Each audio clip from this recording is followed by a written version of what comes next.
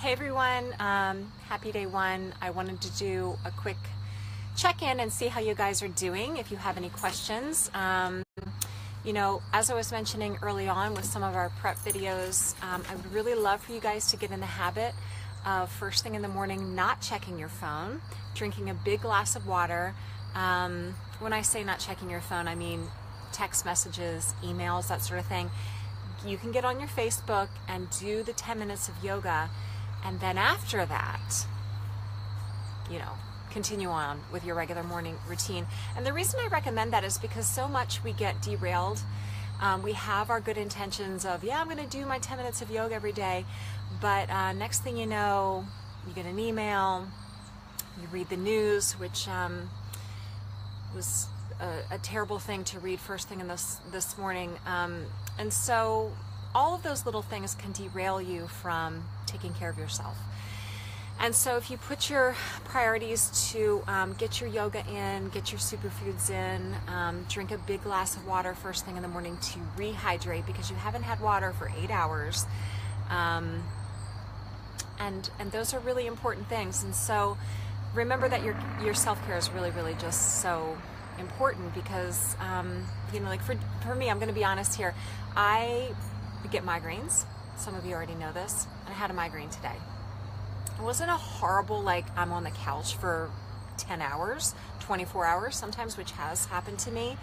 But I had a migraine today. I had a client first thing in the morning. I was like, I'm not feeling really great. And I canceled the rest of my afternoon and spent the afternoon in bed.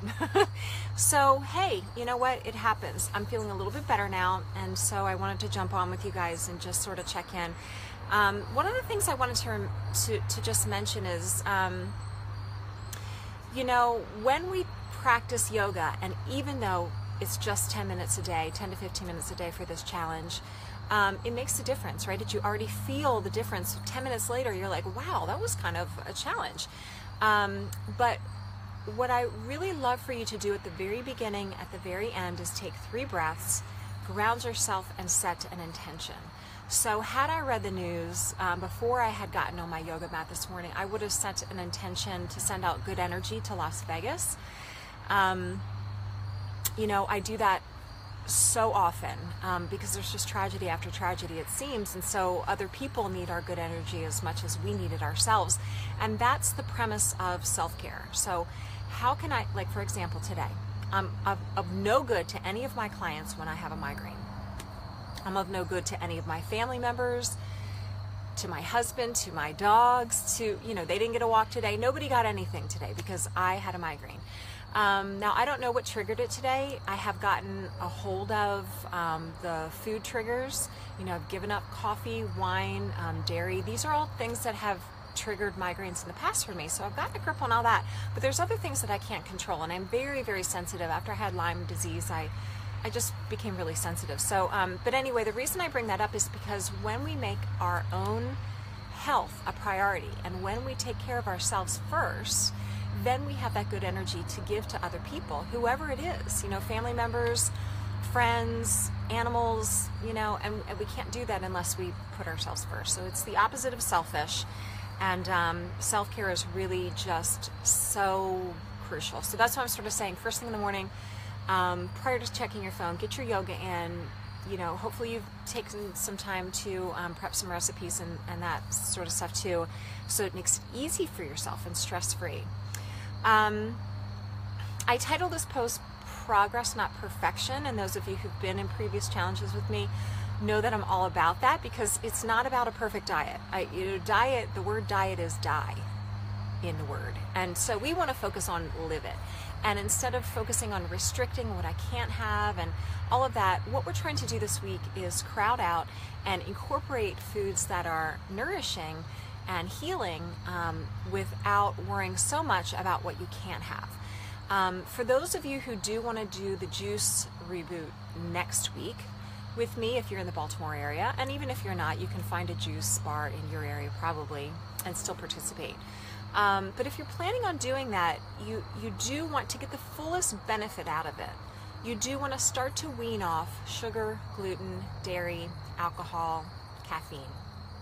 And the reason that you want to do that is that during the reboot, the idea is to cleanse and nourish and boost your immunity, and it will also automatically boost your immune system. And as I've said before, a side effect of all of that is you'll probably lose weight, which is not the goal, it just happens.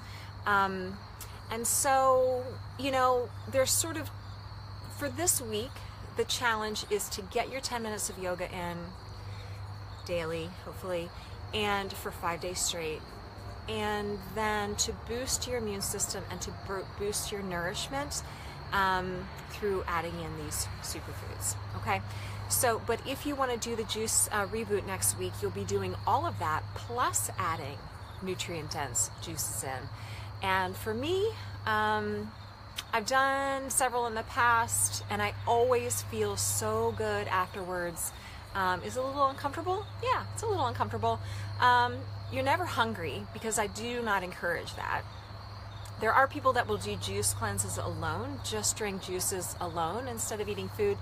And that's perfectly well and good. There's a lot of benefit to that depending on what your goals are. It's just not good for me or for most people who are really athletic and very active. So the idea is to add in the juices and add in all of those nutrient-dense foods to boost your immunity. So who is it not for? It's not for someone who's having a marathon this week or next week. Definitely would not encourage that right now. So it's not for people who want to lose weight. Even though you will lose weight, it's not the goal for me. So I wouldn't encourage you to do it if you want to lose weight and like, oh, I'm going to do a 3-day juice cleanse because I want to lose 10 pounds.